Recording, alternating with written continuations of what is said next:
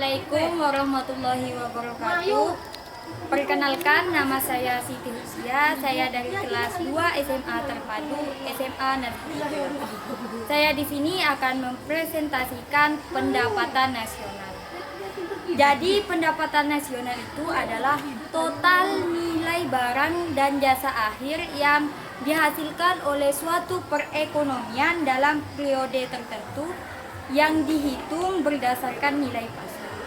Atau dengan definisi lain, pendapatan nasional adalah jumlah barang dan jasa yang diproduksi oleh sebuah negara dalam setahun yang diukur oleh satuan uang. Masih banyak lagi definisi-definisi tentang pendapatan nasional. Lanjut ke konsep-konsep pendapatan nasional. Konsep-konsep pendapatan nasional ini ada 7. Yang pertama, produk domestik bruto atau gross domestic product (GDP). GDP ini adalah istilah lain dari pendapatan nasional. Jadi definisi dari GDP ini sama dengan pendapatan nasional, yaitu total nilai barang dan jasa akhir yang dihasilkan oleh suatu perekonomian dalam periode tertentu yang dihitung berdasarkan nilai pasar. Yang kedua yaitu produk nasional bruto atau gross national product (GNP). GNP ini adalah apabila ada laba dari perusahaan asing apabila misalnya Andi mempunyai laba di Amerika. Jadi keuntungan dari perusahaan Andi yang ada di Amerika ini termasuk produk nasional bruto yang harus dimiliki oleh negara Indonesia. Atau sebaliknya, Alex dari Amerika mempunyai perusahaan di Indonesia. Jadi laba dari perusahaan yang ada di Indonesia ini akan menjadi milik Amerika. Produk domestik bruto ini digabung dengan pendapatan neto terhadap luar negeri adalah produk nasional bruto (PNB). Jadi pada PNB ini hanya dihitung total output warga negaranya saja. Yang ketiga yaitu produk nasional neto (Net National Product) (NNP). NNP ini didapat dari produk nasional bruto yang tadi saya sebutkan dikurangi dengan penyusutan atau rugi dan barang pengganti modal. Jika ditulis dalam rumus seperti ini.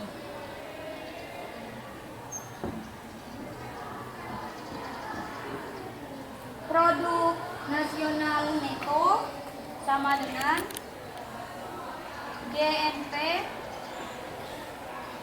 dikurangi penyusutan ditambah dengan barang pengganti modal.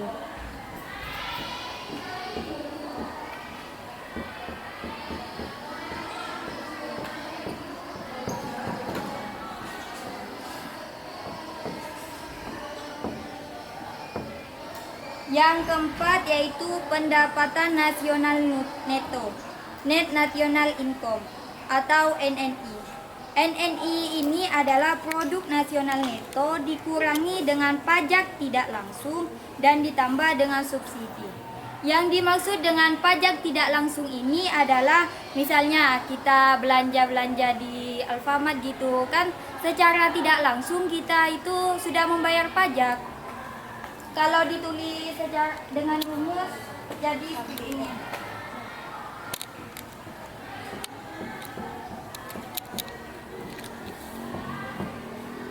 Pendapatan nasional neto sama dengan NNP dikurangi pajak tidak langsung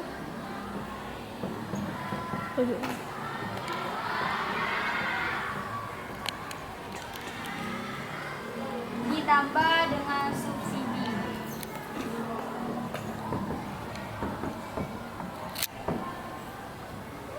Yang kelima yaitu pendapatan perorangan (Personal Income, PI).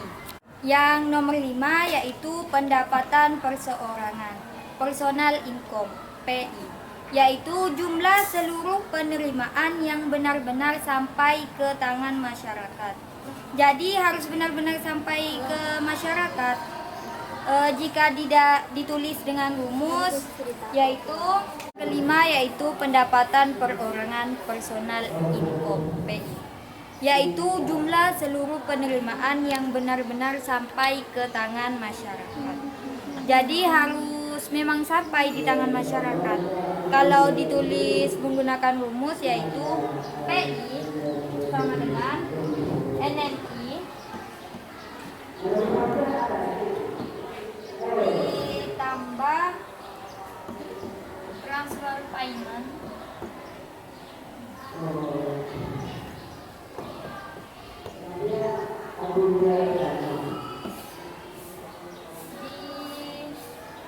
dikurang laba ditahan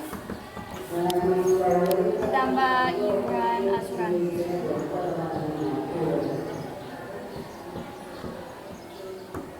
dan ditambah iuran jaminan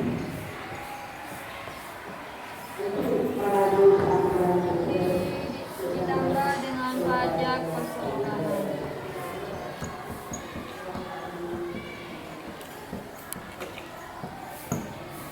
Yang keenam yaitu pendapatan disposable. Pendapatan disposable ini adalah pendapatan perorangan setelah dikurangi dengan pajak penghasilan.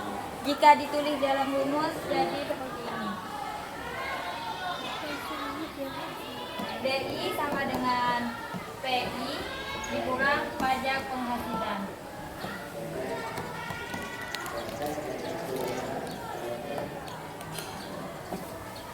Yang ketujuh yaitu PDRB, yaitu jumlah keseluruhan dari nilai tambah bruto yang berhasil diciptakan oleh seluruh kegiatan ekonomi yang berada dalam suatu wilayah. Seperti misalnya PDRB DKI Jakarta, ya itu cuma milik DKI Jakarta saja. Yang selanjutnya yaitu manfaat pendapatan nasional.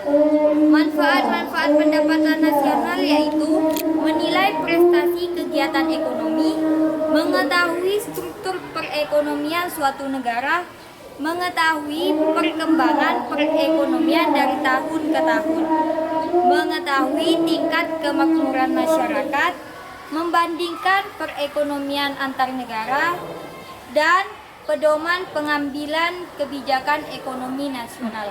Dan masih banyak lagi manfaat-manfaat dari pendapatan nasional yang dapat kita ketahui. Yang terakhir yaitu klasifikasi pendapatan perekonomian di Indonesia. Ekonomi Indonesia merupakan salah satu kekuatan ekonomi berkembang utama di dunia, yang terbesar di Asia Tenggara dan terbesar ketiga di Asia setelah Cina dan India.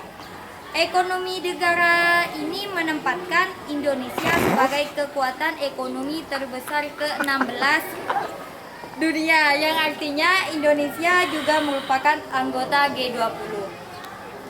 Setelah mengalami gejolak politik dan sosial yang hebat pada pertengahan 1960-an di bawah Presiden Soekarno, Indonesia yang dipimpin oleh Presiden Soeharto segera melakukan restrukturisasi tata kelola fiskal yang tercerai-berai. Jadi, perekonomian di Indonesia ini dianalisis di masa depan akan dinilai bakal sangat menjanjikan karena pangsa pasar dan konsumsi yang terus berkembang.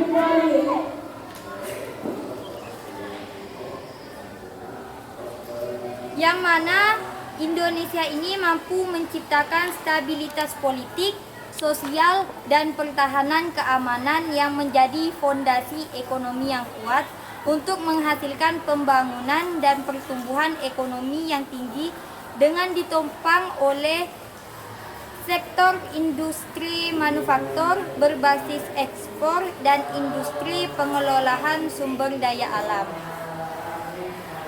Jadi sekian presentasi dari saya tentang pendapatan nasional. Kurang lebihnya saya minta maaf. Assalamualaikum warahmatullahi wabarakatuh.